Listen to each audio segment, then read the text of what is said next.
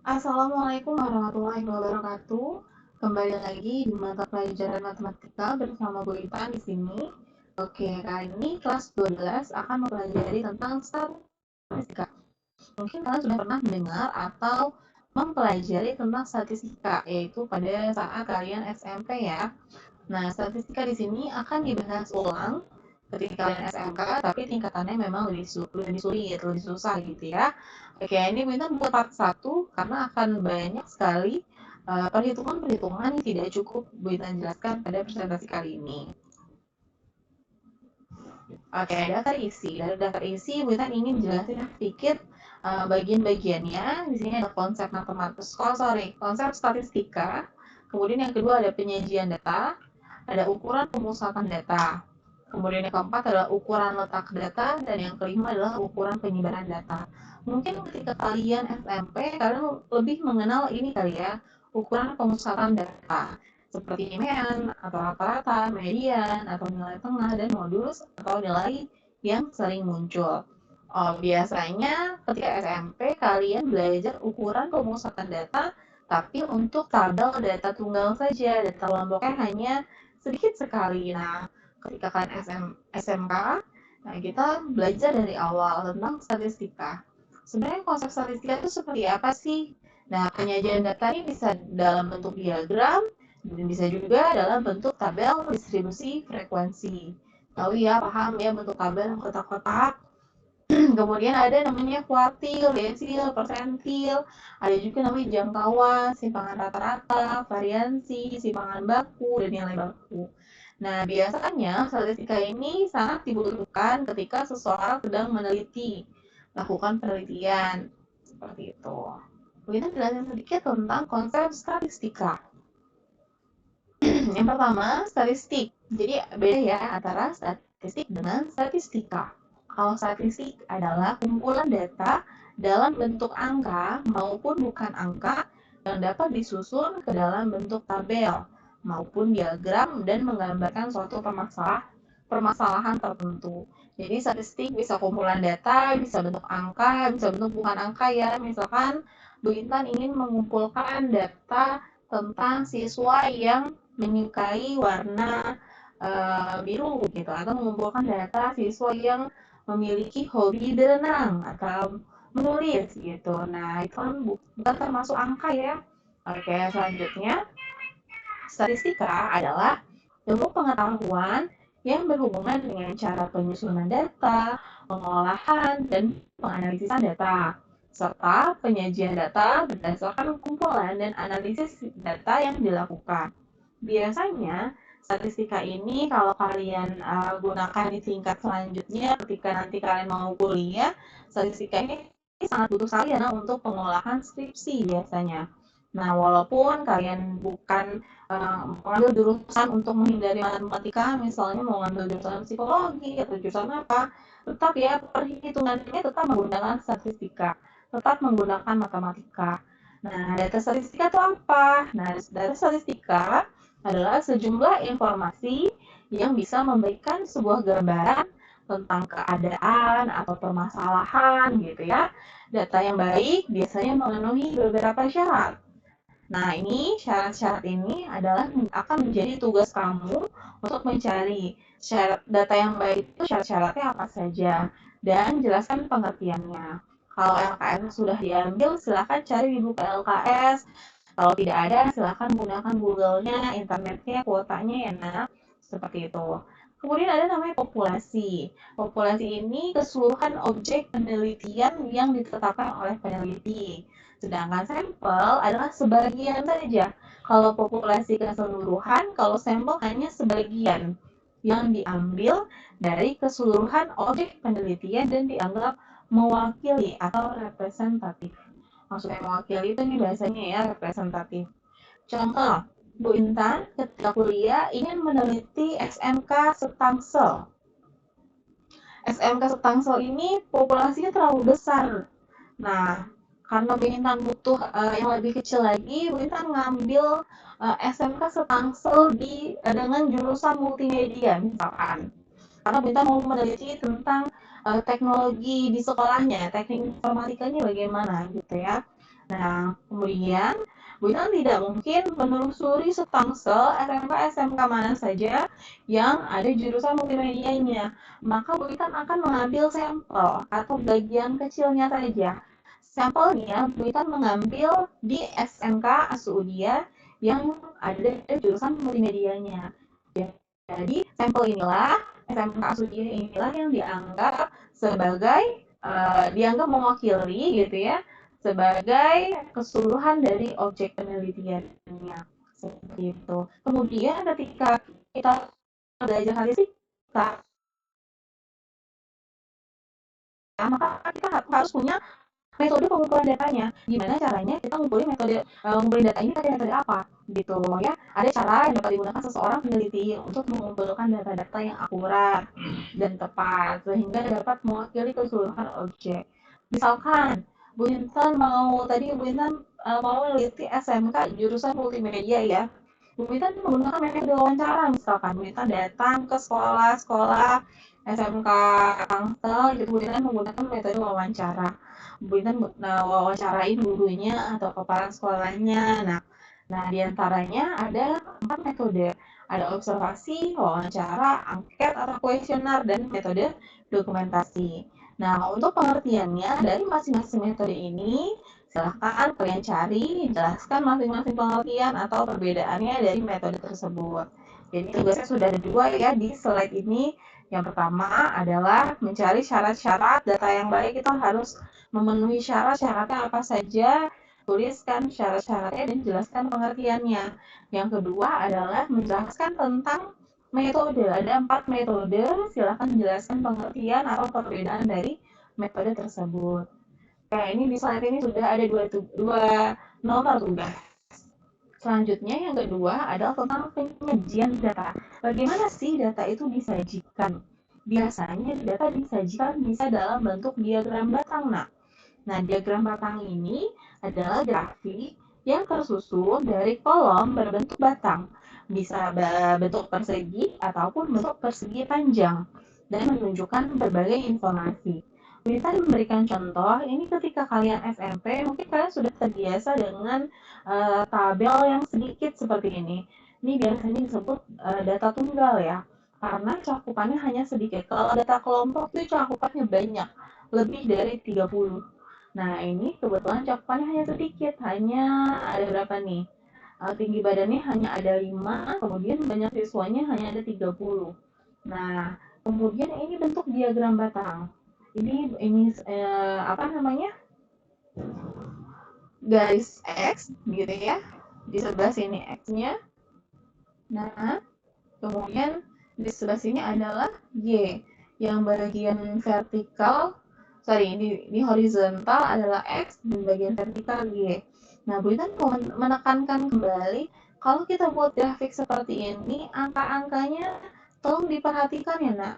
Ini kebetulan angka-angkanya semuanya skalanya 1. Maksudnya gimana? Nah, berurutan ya.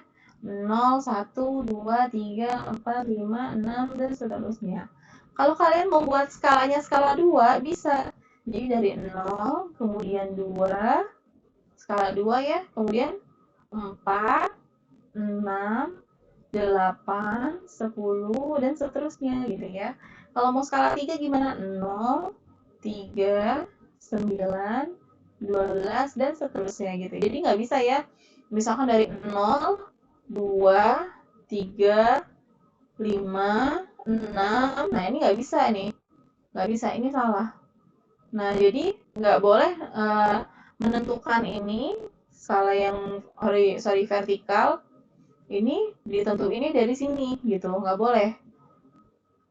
Nggak boleh ditentuin angka-angkanya, misalkan ini maunya habis 0, maunya langsung 4, 5, jadi 0, 4, 5, 6, 10, nggak boleh kayak gitu.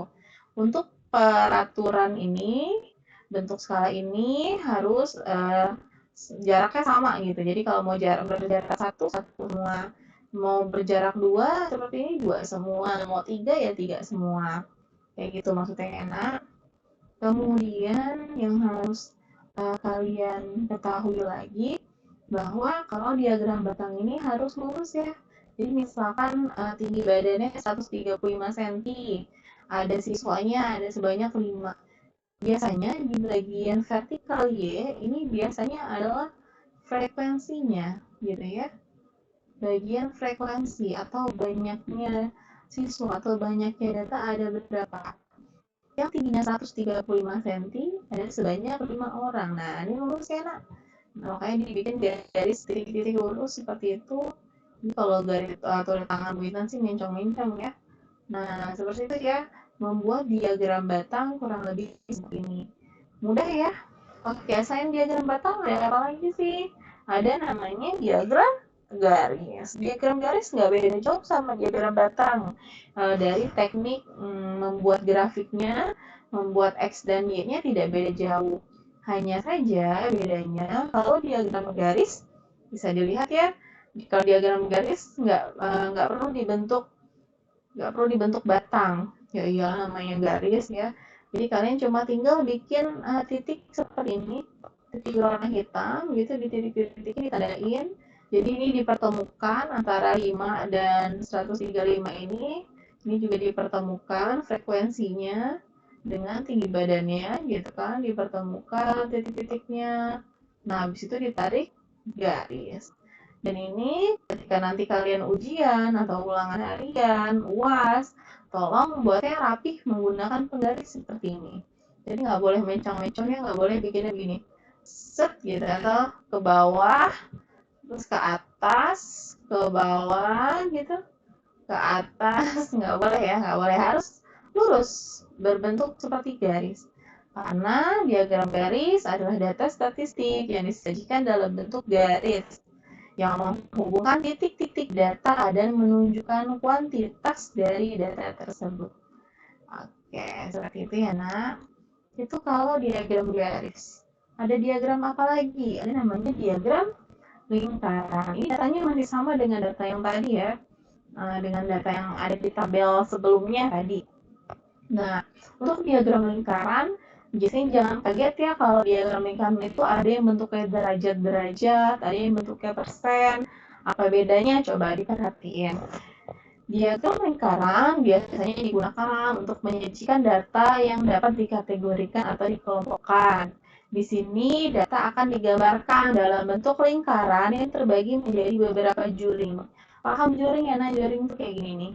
Nah, ini ada batas. Ini ada batasnya nih. Ini, sorry Bintan nggak lurus ya garisnya. Ke sini, kemudian ke sini. Nah, itu maksudnya juring. Jadi kayak potongan pizza seperti itu ya. Bagian ini, bagian pertama nih biru ini adalah juring. Kemudian yang kuning ini juga juring, juring kuning gitu misalkan disebut ya. Itu yang bagian merah ini juring. Nah, juring-juring ini dapat dinyatakan dalam bentuk persen atau derajat. Derajat di sini maksudnya O-nya kecil ya. Ini salah tulis buintannya. Besarnya persentase dan derajat dipengaruhi oleh besar nilai atau frekuensi data, sehingga setiap juring akan memiliki ukuran yang berbeda-beda. Contohnya gimana? Nah, contoh, anak yang punya tinggi 135 cm, ada 5 orang ya, berarti 5 per 30. 30 di sini adalah jumlah total anak-anaknya, siswanya, ada 30 siswa yang diteliti dikali 360 derajat. Kenapa 360? Karena satu lingkaran full itu adalah 360 derajat. Maka kalau ditambahin nih, di total jumlahnya 60 tambah 120 tambah 72 tambah 60 ditambah 48, nah, totalnya harus 360 derajat. Seperti itu ya. Kemudian nyari sudutnya lagi nih. Besar sudut yang tingginya 136 di sini ya. 136 cm. Nah, karena ada 6 anak dibagi dengan total siswanya ada 36 dibagi 30 kemudian dikali 360 derajat maka hasilnya 72 derajat. Gimana cara bikin derajat-derajat seperti ini? Karena kan nggak bisa pakai kira-kira. Makanya itu gunanya ada namanya apa? Garis busur gitu ya, yang setengah lingkaran. Bukan gambarnya jelek banget ya. bikin setengah lingkaran seperti itu ya, ada garis-garis ya gitu kan. Nah, itulah yang bisa kamu pakai untuk alat bantu kamu membuat derajat seperti ini. Nah, itu kalau bentuknya derajat. Bagaimana kalau bentuknya persentase? Nah, kalau persentase, sorry. Kalau bentuk persen gampang ya. Jika juri dinyatakan dalam persen, maka untuk satu lingkaran penuh, total persentasenya 100%. Kenapa 100%? Ya iya dong, nggak ada kan namanya persentase lebih dari 100%. Gitu, jadi total harus 100%. Contoh, kita lihat nih, bisa jadi hasilnya koma-komaan, nggak masalah, it's okay, walaupun hasilnya koma-komaan. Yang penting kalau ditotalin semuanya adalah 100%. Karena wajar bentuknya koma, memang data di sini bisa jadi bentuknya koma, bisa jadi bentuknya kayak bilangan bulat, seperti itu. Caranya sama, 5 di sini adalah banyaknya orang yang punya tinggi 135 cm. Dan nilai 30 di sini adalah jumlah data siswa yang diteliti. Ada 30 siswa dikali 100%. Karena persentase maksimalnya adalah 100%. Oke. 5 dibagi 30 sama aja 1/6 dikali 100%. Jadi totalnya 16,7% gitu ya. Dan seterusnya hasilnya sama, caranya seperti itu. Nah, kalau diagram lingkaran kurang seperti itu. Nah, sementara itu jika juring dinyatakan dalam derajat, maka satu lingkaran penuhnya 360 derajat. Udah ya, ini kita seperti mengulang materi di SMP. Tapi memang ada yang berbeda. Yang berbedanya biasanya, nah ini dia, penyajian data dalam bentuk tabel distribusi frekuensi. Bahasanya kok ribet banget ya, ini ada distribusi frekuensi gitu. Intinya bentuknya tabel. Nah, maksudnya data tunggal gimana? Tabel distribusi frekuensi data tunggal adalah salah satu jenis tabel statistik yang di dalamnya disajikan frekuensi. Nah, ini frekuensi yang namanya ya, dari data angka. Data yang diberikan biasanya data yang relatif sedikit. Nah, kalau data tunggal tuh datanya masih sedikit ya, nggak terlalu banyak. Dan berupa data mentah atau angka-angka yang belum dikelompokkan. Contoh, nah kalau contoh ini sebenarnya belum diketahui nih seharusnya nih. Ini belum boleh tunjukin seharusnya. Contoh ya, diketahui data nilai ulangan matematika kelas 12 MM1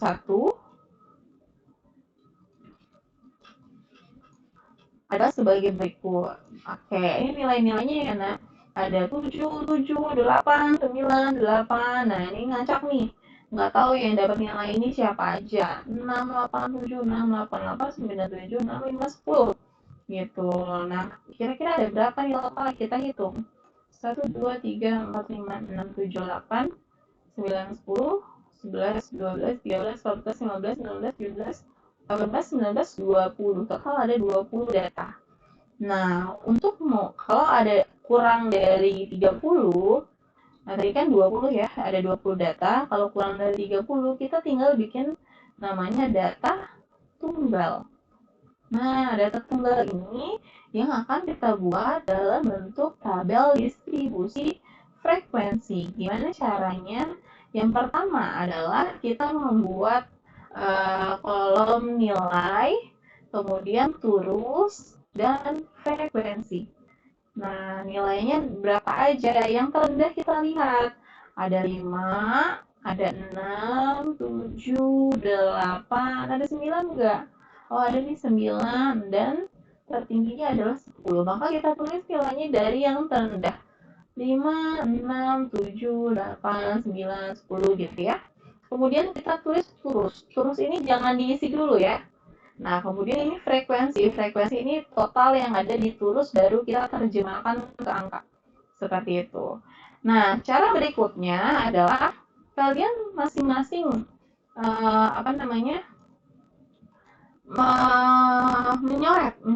mencoret-coret dari data yang ada di sini. Contoh, Nih nilai yang punya nilai 5 ada berapa orang ya? Nah, kita coret datanya ada di sini.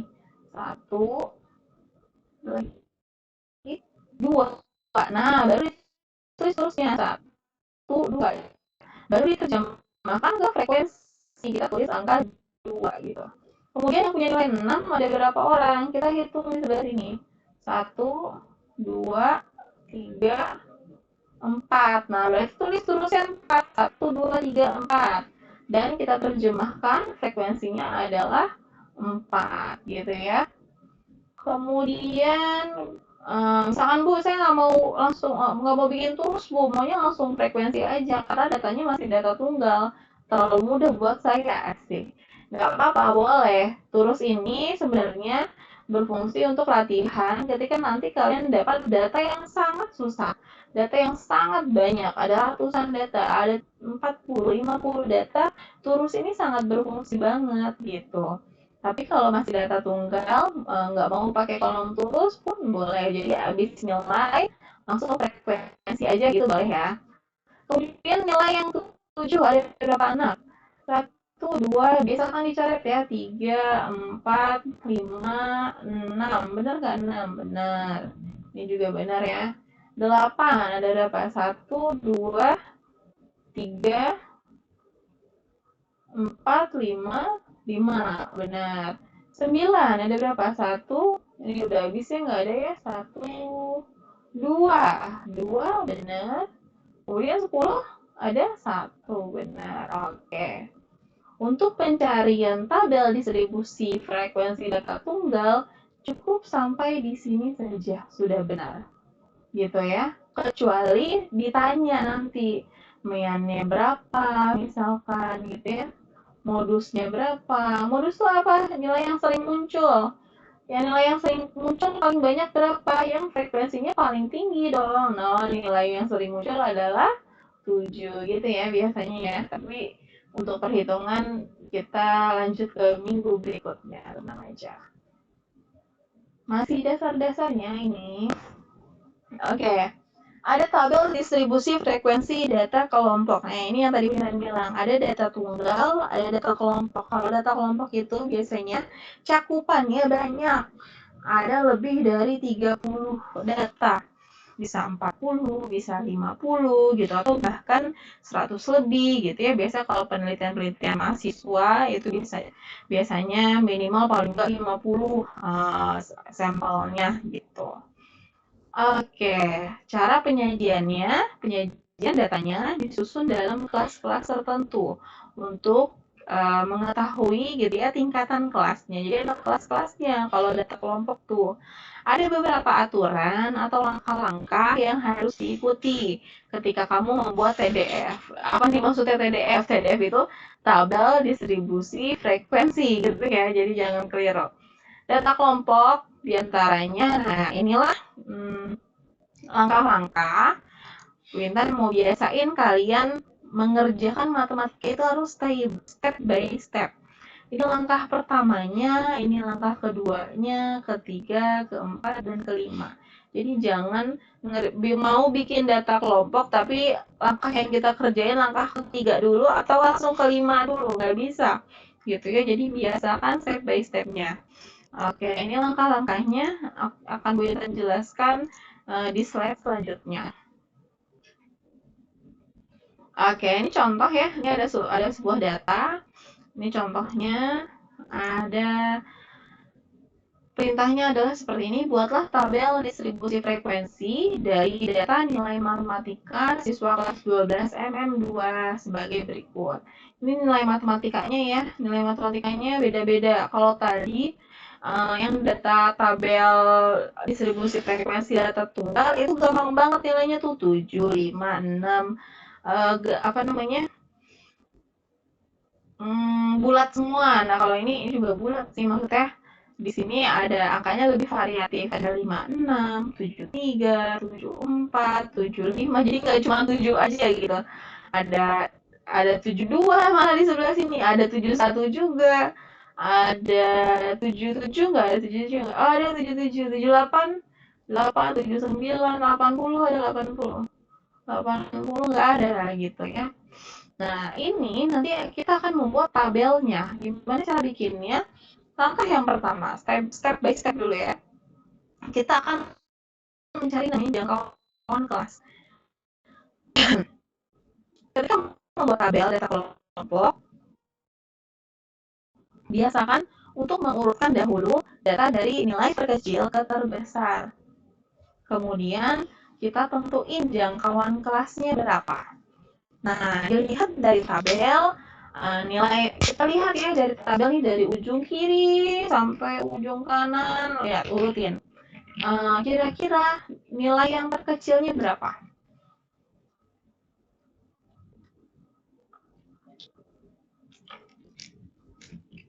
Oke, kebetulan kita udah nulis di sini ya 56 yang terkecil sudah diurutkan dan yang terbesar ini yang terkecil.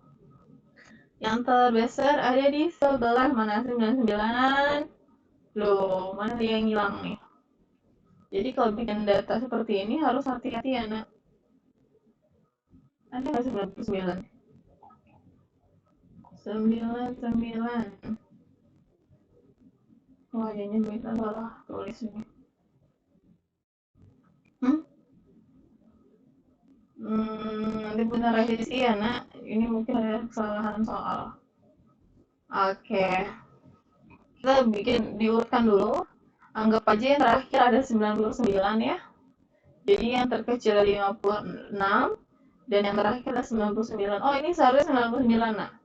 Jadi ini 98-nya cuma ada satu data. Nah, ini seharusnya 99. Bintang ubah ya, 99. Ini yang 91-nya ada 1, 2. Benar ya, 1, 2. 98-nya ada 1, 99-nya 1. Oke, benar-benar. Ini bintang ubah ya, jadi 99. Oke, yang terkecil 56 dan tertinggi di 99.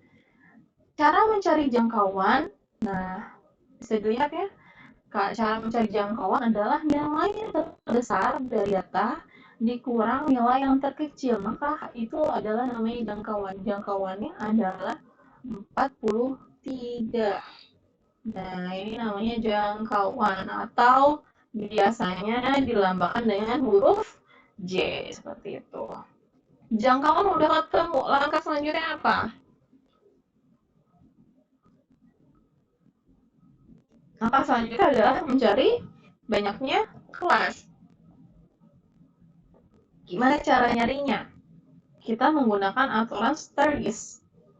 Banyaknya kelas dalam kurung K, banyaknya kelas itu dilambangkan dengan huruf K ya maksudnya. Cara mencarinya adalah 1 ditambah 3,3 log N. N di sini apa maksudnya? N adalah banyaknya data. Tadi banyaknya data kita hitung nggak ada berapa data di sini.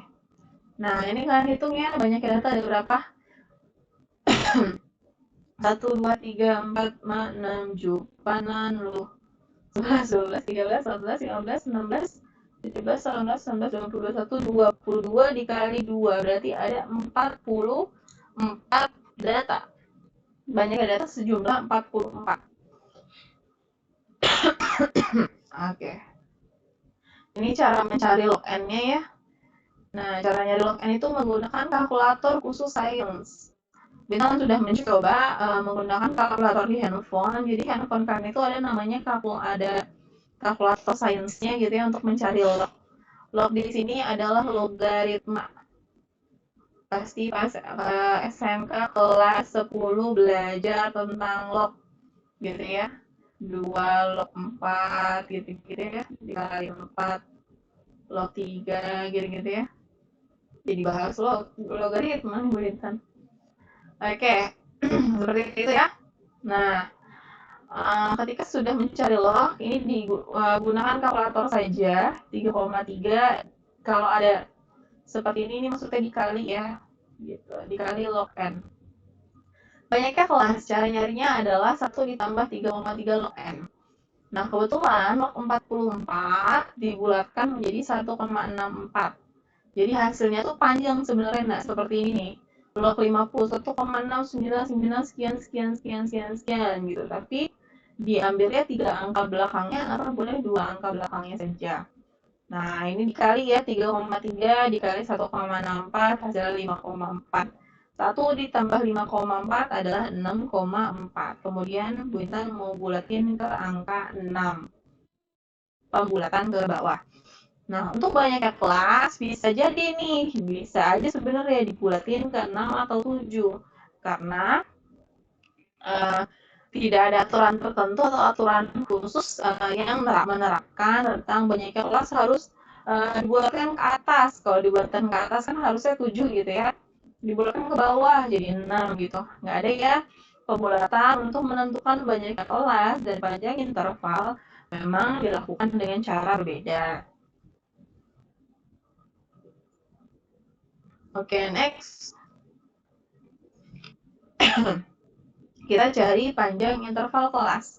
Tadi udah ya banyaknya kelas, kemudian ini panjang interval kelas. Panjang interval kelas dilambangkan dengan huruf P, kemudian rumusnya adalah J dibagi K atau J per K. J di sini adalah jangkauan yang tadi kita temukan di awal, dan K di sini adalah banyaknya kelas. Gitu yang tadi kita temukan di slide sebelumnya. Nah, ini ya jangkauan 43, kemudian ini banyaknya kelas 6, jadi 43 per 6. 43 dibagi 6, yaitu 7,17. Maka Bu Intan bulatkan ke atas, hasilnya adalah ada 8. Oke, gimana sih kalau seandainya pengennya Bu, saya nggak mau 8 Bu, hasilnya nggak mau dibulatin ke atas. Pengennya 7 aja gitu ya, 7, terus banyaknya kelas 6. Boleh, tapi nanti kita coba ya, apakah mempengaruhi dengan apa namanya intervalnya dan kelasnya ini beneran bisa diterapin nggak gitu. Kemudian langkah selanjutnya adalah kita menentukan batas bawah kelas. Nah, batas bawah kelas ini diambil dari nilai yang paling rendah dulu. Misalnya, tadi kan kita tahu ya, panjang kelasnya atau panjang interval kelasnya ini adalah 8. Di sini ya, di sini adalah 8. Nah, banyaknya kelas adalah 6. Jadi, kalau mau bikin tabel tuh nah, gitu ya. Misalkan ini kelas pertama gitu ya. Ini kelas kedua ke bawah sampai ada 6 kelas. Nah, karena kan tadi kita ngambilnya 6 kelas aja. 5, 6 gitu ya. Nah, itu 6 kelas. Panjang kelasnya gimana maksudnya? Kurang lebih kayak gini nih.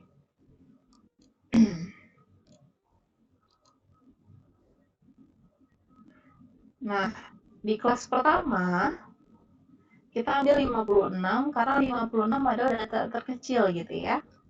56 ditambah dengan panjang 56 ini sampai maksudnya bukan tanda kurang. Jadi kelas pertama itu dihuni oleh nilai yang punya nilai 56, 57 gitu ya, 58, 59, 60, 61, 62, 63. Nah, inilah yang Bu Intan katakan panjang kelas. Panjang kelasnya sebanyak 8. Hitung coba. 1, 2, 3, 4, 5, 6, 7, 8. Nah, itu ya maksudnya panjangnya kelas. Panjang kelas ya ada 8. Caranya seperti itu. Kemudian untuk kelas kedua dapat 64 dari mana? Nah, kita lihat kelas pertama ini maksimalnya adalah 63. Maka kelas keduanya kita huni oleh nilai 64. 64-nya dihitung 64, 65 gitu kan, 66, 67, 68, 69, 70, 71. Supaya ada 18. 1, 2, 3, 4, 5, 6, 7, 8. Jadi bagian 64 ini dihitung. Ini dihitung sampai ujung dihitung, itu ada total 8. Panjang kelasnya ada 8. Maksimal sampai 71. Nah, nentuin kelas ketiga gimana? Lanjutan dari 71 yaitu 72 dan seterusnya sampai terakhir. Sampai 103. Karena itu cara menentukan batas bawah kelas gitu ya. Nah, tadi kan Bu Eni kasih tahu ya, misalkan nih, Bu, saya nggak mau panjang intervalnya seri banyaknya kelas, ini saya nggak mau 6. Misalkan saya maunya 7 aja. Gitu, boleh dicoba ya untuk bikin batas bawahnya. Atau misalkan pengen ini panjang kelasnya saya nggak mau 8, Bu. Saya maunya ngambil 7 aja. Gitu, karena dibulatkan ke bawah. Boleh. Nah, ini benar kasih contoh ya. Misalnya, diambil panjang kelasnya adalah 7 dan banyak kelasnya adalah 6. Batas bawah kelas pertamanya adalah 56 karena 56 itu nilai kecilnya. Nah, ini datanya bisa urutkan nih. 56 sampai 62 gitu karena panjang kelasnya 7 ya. Hitung aja 56, 57, 58, 59, 60, 61, 62 sampai 7 kalau sampai dengan interval 7 gitu ya. Kemudian lanjut 63 sampai 69 dan seterusnya. Nah, ketika mentok di sini 97 kan banyaknya kelasnya harus cuma boleh 6 nih. Bu Intan hitung cuma boleh 6. Berarti cuma boleh sampai sini aja nih. Cuma boleh sampai sini aja. Nah, cuma boleh sampai sini. Kalau kita pakai aturan yang panjang kelasnya 7, banyak kelasnya 6. Sedangkan nilai tertinggi pada data adalah 99. Ini datanya baru 97 gitu. Gimana dong? Maka kita harus buat kelas berikutnya yaitu kelas ke-7 gitu. Yaitu 98 dilanjutin ya ke sini 98 sampai 104. Walaupun data terakhirnya 99, 104 nih, ini 104 itu kan hanya bentuk interval kelasnya aja, panjang kelasnya aja. Jadi nggak masalah, si 99 itu berada di tengah-tengah ini dan ini gitu. Nggak masalah. Berarti kita dapat kesimpulan, kalau mau ngambil panjang kelas 7 gitu ya, maka si banyaknya kelas juga harus 7 dong, gitu. Nggak bisa banyaknya kelas 6. Nah, seperti itu ya.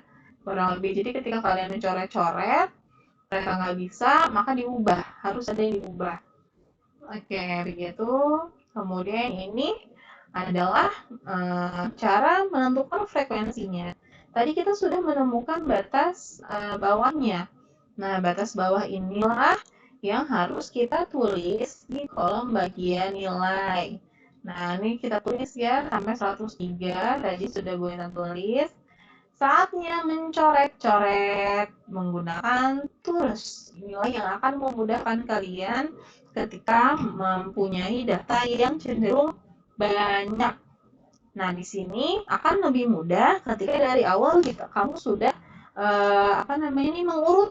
sudah mengurutkan dari yang terkecil gitu sampai terbesar. Kalau belum diurutin pusing dijamin.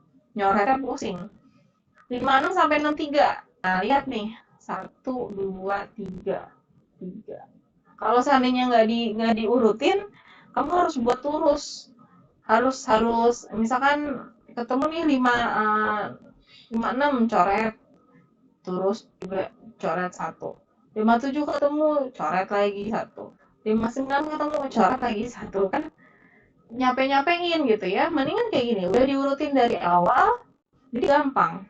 Ada 3, frekuensinya ada 3. Dan nilainya 56 sampai 63. 64 nggak termasuk, karena 64 ini masuk ke dalam kelas yang kedua, 64 sampai 71. Iya, 71. 71 masuk nggak? Masuk dong, kan 71 batas atasnya. Batas atas di kelas kedua. Ini kelas pertama, ini kelas kedua gitu ya maksudnya. 3, 4, 5, 6. Ini kelas-kelasnya maksudnya.